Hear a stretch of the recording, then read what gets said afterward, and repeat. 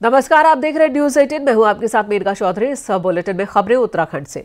सबसे पहले खबर रुड़की के पिरान कलियर से, जहां पर पुलिस ने चेकिंग के दौरान एक बांग्लादेशी नागरिक को गिरफ्तार किया है। यह शख्स अवैध रूप से बॉर्डर पार कर भारत आया था। कुछ वक्त के लिए महाराष्ट्र में भी रहा था, जिसके बाद 27 अक्टूबर को पिरान कलियर आया। बांग्लादेशी नागरिक से फिलहाल पूछताछ हो रही है। पासपोर्ट अधिनियम के तहत केस दर्ज किया गया है।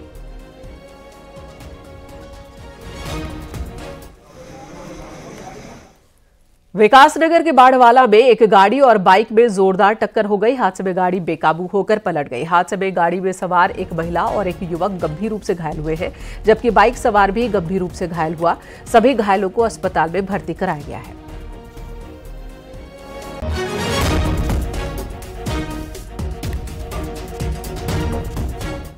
श्रीनगर गढ़वाल के पास कीर्तिनगर में एक नाबालिग लड़की के गायब होने की सूचना पर कीर्तिनगर के लोगों ने जमकर किया हंगामा। गुस्साए लोगों ने पहले तो कीर्तिनगर कोतवाली का घेराव किया और फिर बाजार में विशेष समुदाय के लोगों की दुकानों में तोड़फोड़ की है। पुलिस ने मामले को किसी तरह शांत कराया। बताया जा रहा है कि नाबालिग लड़की को धर्मांतरण के लिए उकसाया जा रहा था, जिसकी रिपोर्ट 2 दिन पहले ही थाने में दी गई थी। पुलिस ने इस मामले में भी केस दर्ज किया था, जिसके बाद अब लड़की के गायब होने के बाद लोगों ने गुस्सा जाहिर किया। फिलहाल नाबालिग लड़की खोजबीन के लिए पुलिस ने टीम गठित की है। पॉक्सो एक्ट के तहत भी केस दर्ज किया गया है। जैसा कि आपको बताया अभी, इसमें हमने सभी सीसीटीवी फुटेज भी दिखाए जा रहे हैं, देख रहे हैं, और भी अन्य लोगों के बयान लिए जा रहे हैं, और अन्य भी जितने भी साक्ष्य संभावित हो सकते हैं वो साइंटिफिक तरीके से हम साक्ष्यों को कलेक्ट कर दिया जाएगा, और ये विवेचना पूरी होने पर ही जो बताया जा सकता है इसमें क्या कार्रवाई की जा सकती है, और विवेचना के आधार पर इसमें कार्रवाई की जाए। हरिद्वार जीआरपी ने रेलवे ट्रैक पर डेटोनेटर रखने वाले एक आरोपी को पकड़ा है। घटना मोतीचूर रेलवे स्टेशन के पास की है। हरिद्वार जीआरपी को मुरादाबाद रेलवे मंडल के कंट्रोल रूम से सूचना मिली थी कि मोतीचूर रेलवे स्टेशन के पास रेलवे ट्रैक पर डेटोनेटर पड़ा है। जीआरपी ने मौके पर पहुंचकर डेटोनेटर को जब्त किया और सीसीटीवी के जरिए यूपी के रामपुर के रहने वाले अशोक को संदिग्ध परिस्थितियों में रेलवे ट्रैक पर टहलते देखा। आरोपी अशोक के पास से पुलिस को कई डेटोनेटर बरामद हुए हैं। पुलिस फिलहाल मामले की जांच कर रही है।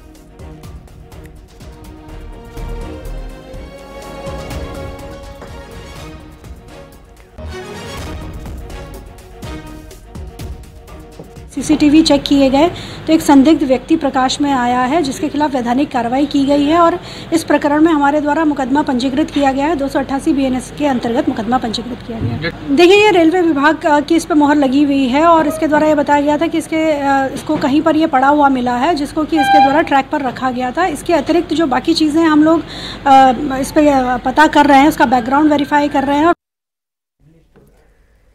उत्तराखंड में स्वास्थ्य सेवाओं के क्षेत्र में एक नई शुरुआत हुई है। देश की पहली हेली एम्बुलेंस मेडिकल सेवा संजीवनी का प्रधानमंत्री मोदी ने वर्चुअल उद्घाटन किया। इस दौरान सीएम धामी भी मौजूद थे। एम्स ऋषिकेश के सहयोग से चलने वाले इस हेली एम्बुलेंस सेवा से जहां एक तरफ गंभीर बीमारी के मरीजों को जल्द से जल्द इलाज मिल पाएगा, वहीं आपदा और सड़क दुर्घटना के दौरान घायलों को फौरन अस्पताल पहुंचाया जा सकेगा।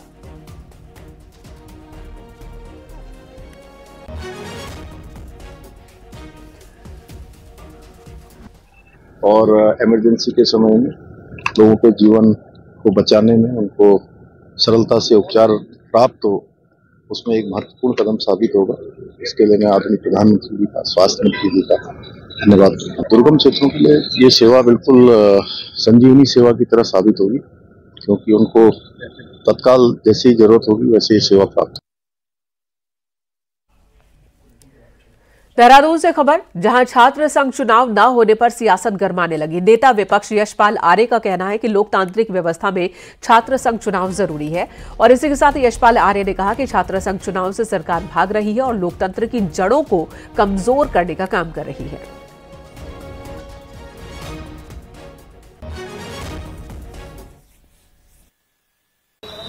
तो निश्चित रूप से यह जो कदम है सरकार का, उससे लोकतंत्र की जड़ें कमजोर हो रही हैं, और जो युवा पीढ़ी लड़ाई लड़ रही है उसको कुचलने की सरकार कोशिश कर रही है। हम इसका विरोध करते हैं। देहरादून में सीएम पुष्कर सिंह धामी ने हायर एजुकेशन में सेलेक्ट हुए असिस्टेंट प्रोफेसर्स को ज्वाइनिंग लेटर दिए। इस दौरान सीएम धामी ने कहा कि टीचर्स पर बहुत बड़ी जिम्मेदारी होती है, जिसे पूरा करने के लिए पूरे मन से काम करने की जरूरत होती है। वहीं सीएम धामी ने यह भी कहा कि पहले पेपर लीक होते थे और युवाओं के भविष्य से खिलवाड़ होता था, लेकिन अब नकल विरोधी कानून हम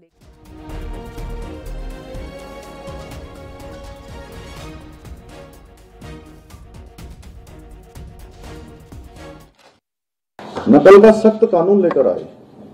उसी का परिणाम है कि आप देख रहे होंगे, अंतर भी साफ दिख रहा है कि लगातार परीक्षाएं हो रही हैं, उसके परिणाम निकल रहे हैं। अब कोई पेपर लीक की बात नहीं आ रही है और चयन उनका ही हो रहा है जिनका चयन होना चाहिए। पहले चयन उनका नहीं होता था जिनका चयन होना चाहिए था।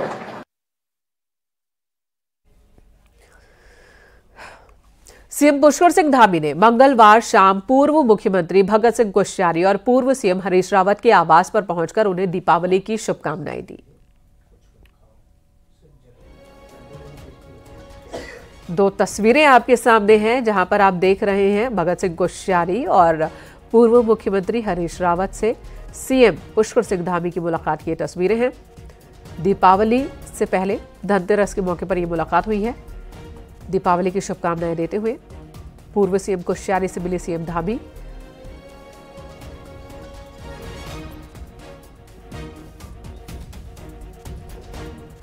आज शाम सीएम धामी देहरादून के डिफेंस कॉलोनी रोड पहुंचे, जहां बच्चों के बीच उन्होंने दीपावली की शुभकामनाएं दी और बच्चों को गिफ्ट्स भी दिए। ये तस्वीरें सामने आई है सीएम धामी की देहरादून दौरे की तस्वीर है। बच्चों के बीच दिखे मुख्यमंत्री, बच्चों को दीपावली पर उन्होंने गिफ्ट्स भी दिए। कुछ वक्त बिताया इन बच्चों के साथ।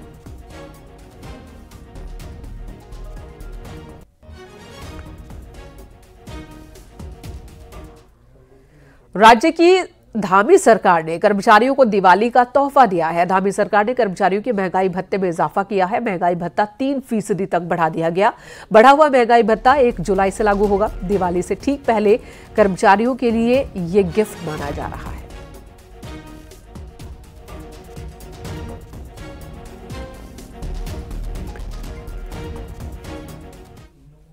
धनतेरस के मौके पर देहरादून में बीजेपी दफ्तर में लक्ष्मी पूजन का आयोजन हुआ, जिसमें सीएम पुष्कर सिंह धामी, प्रदेश अध्यक्ष महेंद्र भट्ट, पार्टी के प्रदेश महामंत्री समेत अनेक कार्यकर्ता मौजूद थे। इस मौके पर सीएम ने सभी को धनतेरस की शुभकामनाएं दी और फिर आतिशबाजी भी की गई।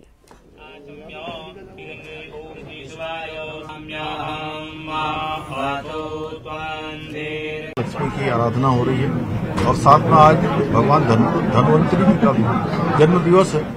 भगवान धन्वंतरी जी की भी हम सब पर कृपा हो, सभी स्वस्थ रहें, प्रसन्न रहें, हर प्रकार से निरोगी काया हो, क्योंकि जहां धनतेरस पर हम मां लक्ष्मी का आह्वान करते हैं, धन की संचय की और धन की समृद्धि की कामना करते हैं, वहीं भगवान धन्वंतरी से कामना करते हैं कि भगवान हम पर आशीर्वाद बनाएं और सभी को स्वस्थ रखें, क्योंकि सबसे बड़ा धन निरोगी काया भी है। इसलिए मैं आप सबको भी शुभकामना देता हूं। आप सबके माध्यम से सबको शुभकामनाएं। सभी समृद्धशाली हों, समृद्ध हों, वैभव प्राप्त करें और स्वस्थ रहें। धनतेरस पर राजधानी देहरादून के बाजारों में खासी रौनक देखने को मिल रही है। लोग नए बर्तन, आभूषण और सजावटी वस्तुएं खरीदने के लिए उमड़ रहे हैं। बाजारों में चमकते सोने और चांदी के आभूषण, रंग बिरंगी बर्तनों और पूजा सामग्रियों की भरपूर दुकानें देखने को मिल रही हैं।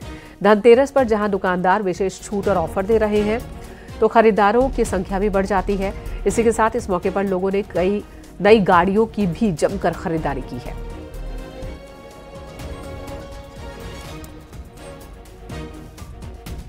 थोड़ा महंगाई बढ़ी है, बशर्ते पिछले साल से इस साल में रश भी बहुत अच्छा है। महंगाई काउंट नहीं करता है, बट लोगों की उत्साह इस साल बहुत अच्छा देख रहा हूं मैं। खरीदारी करने की भी है, लोग मार्केट में बहुत सारे भीड़ हो गए हैं आजकल।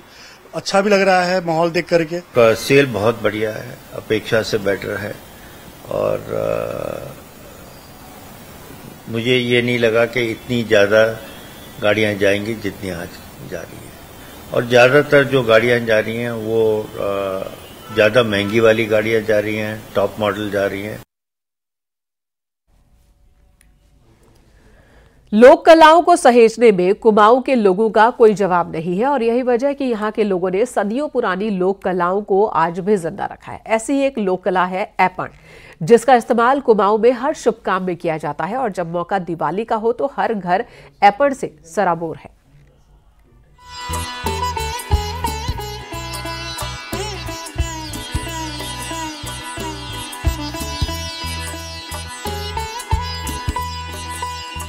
ऐपण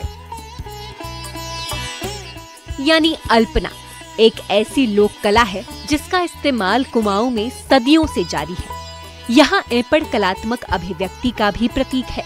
इस लोक कला को अलग अलग धार्मिक अवसरों के मुताबिक उकेरा जाता है।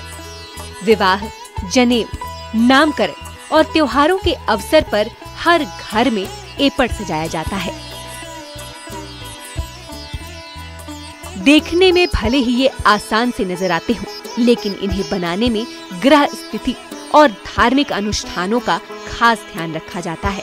देख सकते हैं कि महाराष्ट्र में रंगोली की प्रथा है, अल्पना की प्रथा है, वैसे ही कुमाऊनी आर्ट में कुमाऊं में ऐपन की प्रथा है। इसमें ये हम विशेष शुभ कार्यों में इस अलग अलग तरीके के ऐपन बनाए जाते हैं, जैसे नामकरण संस्कार में अलग बनते हैं और शादी में अलग बनते हैं और दिवाली के टाइम पे हम अलग बनाते हैं। इसे दीपावली में बनाते हैं और क्या कहते हैं पुराने घरों में इन चीज़ों की कमेट और क्या कहते हैं गेरू मिट्टी से और विश्वास से बनाए जाते हैं, चावल पीस के बनाते हैं। इन चीज़ों का बहुत महत्व होता है और ये हमारी पुरानी संस्कृति है। पुराने दौर में ऐपण बनाने में जहां गोबर, चावल और गेरू को प्रयोग में लाया जाता था, वहीं आज इन्हें बनाने में पेंट और ब्रश का इस्तेमाल किया जाने लगा है। यही नहीं, त्योहारों में अब रेडीमेड ऐपण भी बाजारों में मिलने लगे हैं, जो समय तो बचाते ही हैं, साथ ही साथ समंदर पार बैठे कुमाऊनी लोगों का घर भी सजाते हैं। समय के साथ ऐपण में भले ही काफी बदलाव आया हो, लेकिन इसका जादू आज भी बरकरार है।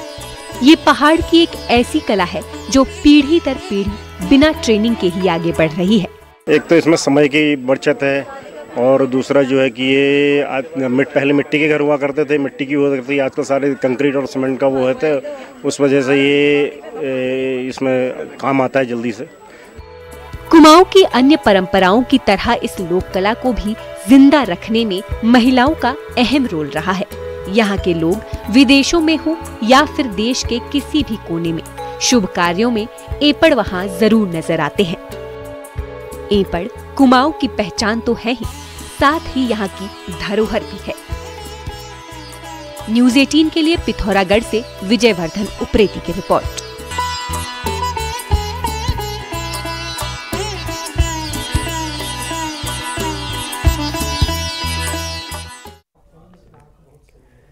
दीपावली के त्योहार पर इन दिनों मिट्टी के दियों की मांग बढ़ गई है, लेकिन मिट्टी के दिए बनाने वाले कुम्हारों की संख्या कम होने लगी है, जिसकी वजह से बाजार की डिमांड पूरी नहीं हो पा रही।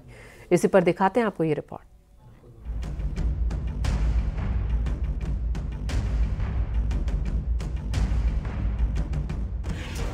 दीपावली के त्योहार की धूम है और हरिद्वार के देहात इलाके में लोग स्वदेशी को लेकर काफी जागरूक दिख रहे हैं।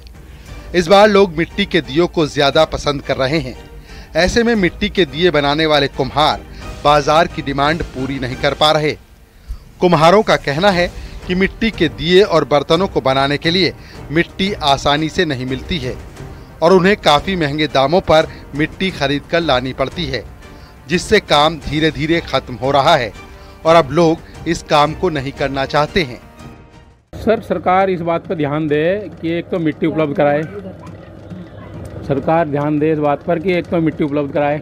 दूसरी बात, लोकल वोकल की बात तो है, लेकिन पहले की अपेक्षा मुझे कम होता जा रहा है ये काम। ग्राहक हर साल कहता है, कहने लगा नहीं महंगा है जी, रेट वही है 3-4 साल से, लेकिन हर बार कहने लगा नहीं यार कम करो। और चीज़ों के दाम बढ़ रहे हैं, इस चीज़ के दाम कम हो रहे हैं। कुम्हारों का कहना है लोकल फॉर वोकल की बात तो हो रही है, पर आज भी मिट्टी के बर्तन बनाने वालों के हालात जस के तस बने हुए हैं। सरकार को इसमें मदद करनी चाहिए ताकि इस काम को आगे बढ़ाया जा सके। सही तो है वो, फिर भी डिमांड होनी है इतनी, मतलब सेल नहीं है। अब सब हमारा काम खोल बैठे हैं सारे, जिन्हें काम नहीं ना ये भी वो भी खोल के बैठा है हमारा काम, तो हमारी सेल कम होगी बहुत।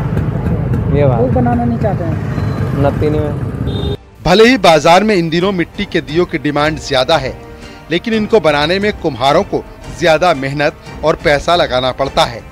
इस कला को बचाए रखने के लिए जरूरत है इसके संरक्षण और सरकारी मदद की। न्यूज़ 18 के लिए रुड़की से मनोज जुआल की रिपोर्ट। हरिद्वार में नवनिर्मित मेडिकल कॉलेज की शुरुआत हो गई है। एमबीबीएस की 100 सीटों वाले मेडिकल कॉलेज में कुल 90 छात्रों ने एडमिशन लिया। कॉलेज में मेडिकल की पढ़ाई शुरू हो चुकी है।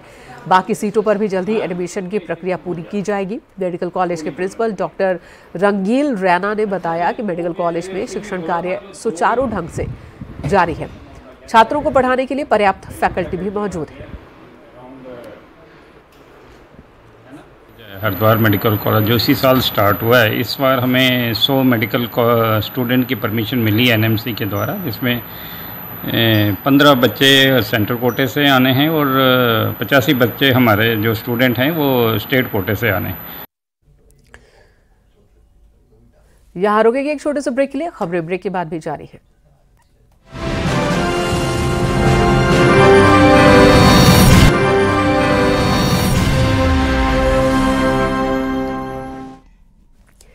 केदारनाथ चुनाव जीतेगा, भले ही कांग्रेस दावा कर रही हो, लेकिन केदारनाथ और गढ़वाल में कांग्रेस की राहें कठिन हैं। एक तो विधायक कम है, ऊपर से हिंदू मुस्लिम का माहौल है और ऐसे में कांग्रेस के लिए यहां पर बहुत मुश्किल होने वाली है।